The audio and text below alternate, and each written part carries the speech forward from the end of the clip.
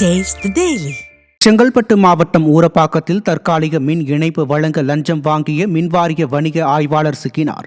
ஆதனூரில் ராஜசேகர் என்பவர் கட்டி வரும் வீட்டிற்கு மின் இணைப்பு வழங்க மின்வாரிய வணிக ஆய்வாளர் ஏழுமலை 13,000 ரூபாய் லஞ்சம் கேட்டுள்ளார். இது குறித்த புகாரின் பேரில் ஏழுமலை பிடிபட்டார். ஸ்டாலினின் ஃபெயிலியர் மாடல் ஆட்சியில் அரசு அதிகாரிகள் லஞ்சத்திலேயே திளைப்பதாக குற்றச்சாட்டு எழுந்துள்ளது. விழுப்புரம் மாவட்டம் விக்கிரவாண்டி சுங்கச்சாவடியில் விடுதலை சிறுத்தைகள் கட்சியினர் அராஜகத்தில் ஈடுபட்டனர்.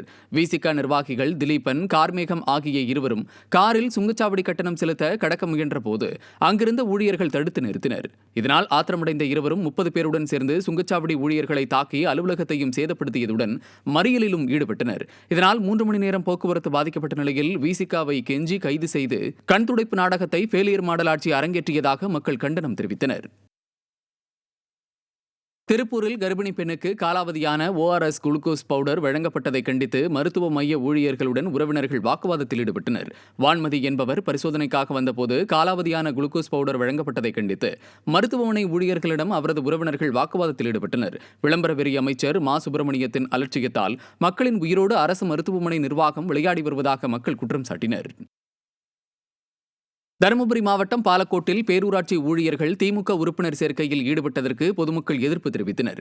பேரூராட்சி ஊழியர் சங்கீதா மற்றும் சிலர் திமுக உறுப்பினர் சேர்க்கை பணியில் ஈடுபட்டதை எதிர்த்து மக்கள் கேள்வி எழுப்பினர். அப்போது செயல் அலுவலர் இந்துமதி, திமுக பேரூராட்சி தலைவர் PK முரளி ஆகியோரின் வற்புறுத்தலால் திமுக உறுப்பினர் சேர்க்கை பணியில் ஈடுபட்டுள்ளதாக அவர்கள் தெரிவித்தனர். அரசு ஊழியர்களை ஸ்டாலினின் ஃபெயிலியர் மாடல் அரசு தங்களின் கைப்பாவையாக மாற்றியுள்ளதாக மக்கள் குற்றம் சாட்டினர்.